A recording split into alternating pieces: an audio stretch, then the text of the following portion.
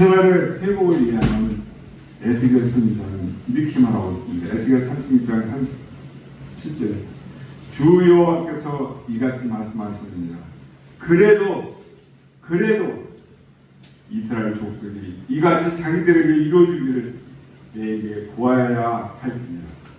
너희들이 이렇고 저렇고 아무리 그래도 너희가 나한테 기도해야 한다. 구해라. 무슨 말인지 이해되시겠습니까? 이 그래도라는 이 표현이 말하는 것처럼 하나님은 이스라엘을 회복시켜 주시겠다고 약속의 말씀을 주셨습니다. 반드시 회복시키실 것입니다. 그렇지만 그래도 이스라엘 백성들이 이 민족, 나라의 회복을 위해서 하나님께 기도하기를 바라셨다는 것입니다. 이사야 선지자도 오늘 말씀에서 하나님께 기도를 합니다. 이사야의 기도를 통해서 하나님이 주신 교훈을 우리가 발견하고 우리도 그 교훈에 따라서 살아갈 수 있기를 주님을 축복합니다. 첫 번째로 이사야가 기도하면서 자신과 유다 사람들 어떤 사람이라고 고백을 하고 있습니까? 먼저 5절을 함께 읽어보겠습니다. 시작. 주께서 기쁘게 공의를 행하는 자와 주의 곁에서 주를 기억하는 자를 선대하시거늘 우리가 범죄함으로 주께서 진노하셨사오며 이 현상이 오래되었사오며 우리가 어찌 구원을 얻을 수 있으리까? 오래되었지요. 언제부터? 태초부터 하나님과 첫 번째 사람이 범죄했을 때 주께서 진노하실 수밖에 없죠. 이사야가 이 5절 3절에서 고백하는 주께서 기쁘게 공의를 행하는 자와 주의 길에서 주를 기억하는 자를 선대하시거늘 이 표현은 부인할 수 없는 사실일 것입니다. 우리 인간도 부모가 자식을 여러 명 키워도 그 자식이 똑같이 사랑스럽지는 않다고 고백하는 걸 들었습니다. 손가락이 다 각자 길이와 사이즈, 크기와 굵기와 용도와 힘의 강도가 다 다른 것처럼 자녀들도 각자 부모에게 효도하는 방법도 다르고 부모님 마음도 유독히 책임지심이 드는 자식이 있는가 하면 주고 싶은 것도 조금 덜 주고 싶고 그런 것 같아요. 저는 여러 명도 아니고 2명인데도 뭔가 모르게 조금 차별 두는 것 같습니다. 증거도 없이 그렇더라고요. 그래서 하나님도 그러시겠구나. 유다 백성들은 하나님 앞에 범죄했습니다. 그래서 하나님께서 진노하셨고 하나님의 심판을 받았던 것입니다. 그런데 그 심판의 결과가 오래 지속되었다는 것입니다. 그런 상황 속에서 회복될 소망은 그들의 눈에는 전혀 보이지 않았다는 것이 오늘 이사야 선지자의 고백인 것입니다. 6절, 7절 이렇게 말합니다. 우리 함께 읽어보겠습니다. 시작. 무릇 우리는 다 부정한 자 같아서 우리의 일은 다 더러운 옷 같으며 우리는 다 잎사귀같이 시들므로 우리의 죄악이 바람같이 우리를 몰아가나이다. 주의 이름을 부르는 자가 없으며 스스로 분별하여 주를 붙잡는 자가 없사오니 이는 주께서 우리에게 얼굴을 숨기시며 우리의 죄악으로 말미암아 우리가 소멸되게 하셨습니다. 이 6절 7절의 핵심은 이사야 선지자를 포함한 모든 유다 백성은 하나님의 은혜를 받을 수 없는 자라는 것입니다. 그들은 다 부정한 자들 같고 그들의 의는 다 더러운 옷 같다라고 말하고 있습니다. 그들은 다 시들어버린 잎사귀처럼 그들의 죄악이 더 부정한 자같이 그들을 몰아간다는 것입니다. 주의 이름을 부르는 자가 없으며 주님을 찾지도 않는데 주의 이름을 부르겠습니까? 스스로 분발하여서 주님을 붙잡는 그런 사람도 없다라고 말씀하고 있습니다. 그렇기 때문에 주님께서는 그들에게 주님의 얼굴을 숨기셨고 그들의 죄악으로 말미암아 그들을 소멸되게 하셨더라고 말씀을 하고 있습니다. 유다 백성들은 평화를 모두가 다 자격인자입니다. 저와 여러분들도 자격인자겠죠. 하나님의 일방적인 은혜를 긍휼을 베풀어 주셔서 우리를 자녀 삼아 주시는 것입니다. 우리가 하나님 앞에 뭐 해드린 게 있습니까? 하나님은 기쁘게 공의를 행하는 자와 주의 길에서 주를 기억하는 자를 선대하신다고 말씀하시는데 그 많은 유다 백성들은 이 시대의 저와 여러분을 포함해서 하나님의 기준에 도무지 미치지 못한다는 것입니다. 이사야는 기도할 때 이렇게 부족한 모습을 하나님께 고백했습니다. 우리도 기도의 자리에 나갈 때 이 이사야 선지자처럼 그 이사야 선지자의 고백처럼 하나님 앞에 아무런 자격이 없음을 고백해야 하고 우리의 죄악들을 먼저 고백드려야 할 줄을 믿습니다. 그것이 기도하는 사람의 합당한 자세인 것입니다. 하나님 두 번째, 하나님 앞에서 이처럼 아무런 자격이 없는 유다 백성이 하나님께 나가 기도할 수 있는 이유가 무엇입니까? 우리 8절을 읽어볼까요? 시작. 그러나 여호와여, 이제 주는 우리 아버지시니라. 우리는 진흙이요 주님은 포기당했으니 우리는 다 지혜 손으로 지으시는 것입니다. 이사야와 유다 백성들과 하나님과의 관계를 언급하고 있습니다. 이제는 주님은 우리의 아버지 고백하는 그 고백과 우리는 진흙들이요 주님은 포기자이시니 우리는 다 주님의 손으로 지으신 것이라는 이 고백은 모두 하나님과 유다 백성의 관계를 설명해주고 있습니다. 하나님께서는 친히 이스라엘 사람들을 하나님의 백성으로 삼으셨고 아버지가 되어주셨습니다. 아버지로서 이 백성들을 주관하시며 돌보신다는 것입니다. 또한 하나님은 진흙을 빚어서 그릇을 만드시고 그 주인이 되는 포기장과 같은 그런 분으로 묘사하고 있습니다. 이사야는 바로 이 관계에 기초해서 하나님께서 은혜와 자비를 주실 것을 구하며 기도하고 있습니다. 바로 앞짐을 살펴본 것처럼 유다 백성들은 하나님 앞에 나가거나 하나님의 은혜를 받을 만한 아무런 자격이 없었다는 것입니다. 그럼에도 이사야가 유다 백성들을 위해서 하나님께 나가 간절하게 기도할 수 있었던 것은 하나님이 이 유다 백성과 맺은 그 언약 관계 때문이라는 것입니다. 하나님이 유다 백성의 아버지가 되시기 때문에 백성 빚으신 그 투기장의 주인이기 때문에 이사야는 하나님께 이처럼 간절히 기도할 수 있다는 것이죠. 저와 여러분이 하나님께 나가 기도할 수 있는 이유도 바로 여기에 있는 것입니다. 하나님은 저와 여러분을 지으신 분이시며 저와 여러분을 구원하신 분이십니다. 아멘. 그분은 저와 여러분의 아버지가 되시며 진정한 왕이시오 목자가 되시는 것입니다. 하나님은 저와 여러분을 너무나도 사랑하십니다. 얼마나 사랑하시는지 저와 여러분을 위해서 독생자 예수 그리스도까지 십자가에 죽는 그 길을 뻔히 아시면서 내어주실 만큼 우리를 사랑하신 분이십니다. 우리에게는 하나님의 사랑을 받을 만한 아무런 자격이 없습니다. 일도 없습니다. 이사야 선지자가 고백하는 그런 말입니다. 그럼에도 하나님은 저와 여러분을 사랑하십니다. 하나님은 저와 여러분의 아버지라고 불리는 것을 절대 부끄러워하지 않으신다는 것입니다. 바로 그 하나님의 그 사랑이 하나님이 우리와 맺은 관계가 하나님께 나아가 기도할 수 있는 이유가 되는 것이죠. 우리 모두가 저와 여러분을 사랑하시는 하나님께 더욱더 가까이 나가시길 축복합니다. 더욱더 간절하게 기도하시길 바랍니다. 하나님께서 우리와의 관계가 더욱더 깊어지는 것을 원하시기에 우리도 기도를 통해서 하나님과의 관계가 더 깊어지는 것을 소망해야 될 줄로 믿습니다.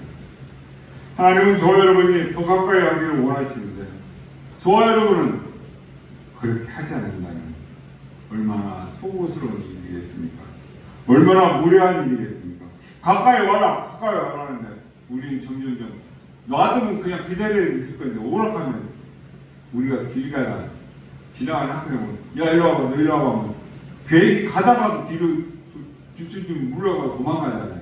우리가 마치 그렇다는 사람이 아유 그래 착하다 너 어디가 무슨 일로 와 뭐 요구가 있어 이리 와봐 착하네 부르시면 가면 되는데 가면 눈깔 사탕이겠죠. 정말 동전이면 일이라도 주고 그래 착하다 칭찬받고 좋은 일이 생길 텐데 쭉쭉쭉 뒤로 물러 도망가는 거죠. 죄졌습니까?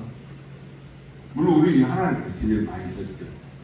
그렇기 때문에 자격지심에 의해서 그런 행동을 하는지 모르겠습니다. 세 번째로 이사야는 유다와 예루살렘이 처한 이 어려운 상황 속에서 기도를 하고 있습니다. 유다와 예루살렘은 지금 그 상황이 어떤 상황 가운데 있었습니까? 우리 먼저 10절을 읽어보겠습니다. 10절 시작. 주의 거룩한 성읍들이 광야가 되었으며 시온이 광야가 되었으며 예루살렘이 황폐하였느니라. 한마디로 처참한 광야입니다. 주님의 거룩한 성읍들이 광야가 되었고 시온 역시 광야가 되었으며 예루살렘이 황폐하였다고 말하고 있습니다. 보통 시온은 예루살렘을 가리키기도 하고 예루살렘은 시온산을 가리키기도 합니다. 한마디로 예루살렘 비롯한 모든 유다 땅, 그 땅에 있는 모든 성읍들이 다 황폐해져서 광야가 되었다는 것입니다. 11절로 함께 읽어보겠습니다. 시작. 우리 조상들이 주를 찬송하던 우리의 거룩하고 아름다운 성전이 뺏겼으며 우리가 즐거워하던 곳이 다 황폐하였나이다. 우리 조상들이 그 하나님, 그 주님을 찬송하는 우리의 거룩하고 아름다운 그 성전도 이제 불이 탔고 우리가 즐거워하던 그 모든 것들이 다 황폐해졌다고 말하고 있습니다. 그야말로 모든 것이 무너지고 황폐해졌습니다. 이런 상황 속에서 어찌 저들이 기도하지 않을 수 있겠습니까? 괴로운 중에도 이사야 선지자는 간절한 마음으로 하나님께 기도했습니다. 오늘 저와 여러분의 삶은 어떻습니까? 저와 여러분의 삶에 회복이 필요한 부분이 많이 있을 것이라고 생각됩니다. 하나님의 은혜와 하나님의 도우심이 절실한 영역들이 분명히 저와 여러분에게 있을 것입니다. 문제는 그런 부분들이 수없이 많이 있음에도 우리는 기도하지 않는 경우가 너무 많다는 것입니다. 우리의 삶에 어려움이 있고 고민과 걱정거리가 있을 때 홀로 감당하기 힘든 그 일들로 인해 지쳐서 쓰러질 것만 같은 그때 그 모든 것을 믿고 맡길 수 있는 하나님이 우리에게 계시다는 것이 얼마나 놀라운 은혜입니까? 수고하고 무거운 짐진 자들아 다 내게로 오라. 내가 너희를 편히 쉬게 하리라. 분명히 말씀해 주셨지 않습니까? 그 놀라운 은혜를 우리는 알면서도 누리지 못하는 것은 얼마나 바보스럽고 얼마나 비극적인 상황입니다. 저와 여러분의 삶에 이처럼 크고 작은 어려움들이 있을 때 우리는 기도로 하나님께 나가고 그 모든 어려움들을 하나님께 믿고 맡겨드리기를 축복합니다. 아멘. 그럴 때 하나님께서 저와 여러분의 기도에 응답해 주실 것을 저는 믿습니다. 마지막 네 번째, 유다와 예루살렘에 처해 있는 그 어려운 상황 속에서 이사야 선지자는 구체적으로 무엇을 기도하고 있습니까? 먼저 우리 9절을 읽어보고 9절 이렇게 말합니다. 시작. 여호와여 너무 분노하지 마시오니 죄악을 영원히 기억하지 마시옵소서. 보아오니 보시옵소서 보시옵소서. 우리는 다 죄의 백성이니 이자는 하나님께 너무 분노하지 마시도록 우리의 죄악들을 영원히 기억하지 마시도록 간구를 하고 있습니다. 이 기도는 긍휼과 자비를 구하는 기도인 것입니다. 우리는 다 주의 백성입니다라는 이 고백처럼 유다는 주님의 것이며 유다 백성은 주님의 백성이기에 불쌍히 여겨달라고 기도하고 있습니다. 보시옵소서 보시옵소서 이 말을 반복하면서 말입니다. 이러한 긍휼을 구하는 이사야의 선지자의 기도는 오늘 우리에게 매우 중요한 것을 가르쳐주고 있습니다. 저와 여러분은 하나님의 긍휼하심이 없다면 하나님께 나아갈 수 없는 그런 자들입니다. 하나님 앞에 기도할 수도 없습니다. 구원받아서 하나님의 자녀가 이미 되었음에도 우리는 여전히 죄악 가운데 살아가고 있기 때문에 하나님이 저와 여러분을 긍휼히 여겨주시지 않는다면 그 거룩하신 공의로우신 하나님 앞에 우리는 나갈 수 없는 것입니다. 우리 12절도 함께 읽어보겠습니다. 시작. 여호와여 일이 이러하거늘 주께서 아직 가만히 계시려 하시나이까. 주께서 아직도 잠잠하시고 우리에게 심한 괴로움을 받게 하시나이까. 여호와여 일이 이거를 이러하거늘 이 말은 앞에 10절 11절이 말하는 것처럼 유다와 예루살렘 성이 황폐화되어 있는 것을 가리키는 말입니다. 그런 지경이 되었는데도 주께서 아직도 가만히 계시라 하시냐고, 주께서 아직도 잠잠하시고 우리들에게 심한 괴로움을 받도록 하시려고 말씀드리고 있는 그런 상황입니다. 이 기도는 하나님의 일하심을 간구하는 기도입니다. 주께서 제발 살려주십시오. 우리가 이 지역에 처했습니다. 아직 우리를 모르십니까? 살려주십시오. 이 사람은 이처럼 황폐해진 유다와 예루살렘을 회복시켜달라고 기도하기보다는 하나님께서 일하시는 그 확대한 것이 아름답게 바뀌는 것은 순식간인 것을 믿기 때문에 하나님께 드릴 수 있는 기도인 것입니다. 우리도 이렇게 믿고 기도하시기 바랍니다. 하나님 앞에 우리가 기도하지 않는 이유가 없습니다. 기도해봤자 안 들어주십니까? 들어주신다는 믿음이 있고 확신이 있으면 기도 안 하겠습니까? 내가 저 사람한테 부탁하면 틀림없이 들어줄 거예요. 부탁하세요. 근데 부탁 안 하는 이유는 해봤자 안 들어줄 거 뻔한데 어떻게 생각하십니까? 저는 그렇게 생각합니다. 저분 삶에 분명히 문제가 있는 건 눈에 보이는데 왜 기도의 자리에 안 나올까? 아, 목사님 꼭 예배당에 와서 기도해야만 하나님 들이 아니죠.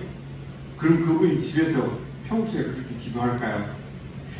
이 자리에 나와서 기도 안 하는데 집에 텔레비전 앞에서 어불성설이죠. 우리가 믿음이 없음을 회개해야 됩니다. 말씀을 천명 창조했다고 말로는 머릿속으로 알는데 마음으로 믿어지지 않는데 우리도 이렇게 믿고 기도하기를 축복합니다. 하나님께서 저와 여러분을 통해서 일하실 수 있도록 가만히 계시거나 잠잠하시지 않도록 우리가 겪고 있는 이 괴로움에서 우리를 건져주시도록 기도하시기를 부탁드립니다. 그러므로 하나님께서 주신 그 놀라운 은혜와 능력을 우리가 직접 경험할 수 있는 저와 여러분 되시기를 간절히 바랍니다. 오늘 주신 이 말씀을 통해서 우리가 깊이 깨달은 기도에 대한 교훈은 무엇입니까? 아, 내가 하나님을 믿지 않았구나. 하나님을 믿지 못하고 믿지 않았기 때문에 구하지 않았구나. 어떤 점에서 그렇게 느낄 수 있는지 다시 한번 생각해 보시죠. 저와 여러분의 기도가 더 깊어지고 기도 생활이 더 풍성해지기 위해서 결단해야 할 것이 무엇이며 실천할 것은 한 가지씩 정하고 오늘 오후 예배를 드리기 전까지 서로 간에 나눠보시길 부탁드립니다. 그러면서 이번 한 주간 이제 9월 첫 번째 주가 될 텐데요. 우리의 기도가 더 깊어지기 위한 결단을 하시길, 그리고 그 결단만 하는 게 아니라 실행에 옮기시기를 축복합니다. 이사야 선지자는 하나님께서 이스라엘 이렇게 비참한 그야말로 천차만 지경에 빠져있는 이스라엘을 회복시켜 주시겠다는 그 약속을 받았지만 그러함에도 불구하고 그 약속이 속히 이루어지시기를 원합니다. 간절히 기도했습니다. 자신을 비롯해서 유대의 모든 백성들이 당하는 사람도 그런 긍휼을 받을 자격이 없는 자들이라는 것을 알았지만 하나님의 관계를 기초로 또 하나님의 그 긍휼하심을 바탕으로 이처럼 간절하게 기도를 했던 것입니다. 그렇다면 이 시대 하나님의 자녀라고 하는 저와 여러분도 오늘 이 이사야 선지자와 같이 간절히 기도함으로써 하나님께서 저와 여러분에게 주시려는 그 큰 은혜와 축복을 받아주실 주님을 축복합니다. 하나님은 저와 여러분들이 어떤 문제를 갖고 어떻게 때리시든 어떻게 간절히 구하든 우리가 드리는 기도를 기뻐하시는 줄 믿습니다. 사랑과 자비가 풍성하신 아버지 하나님, 은혜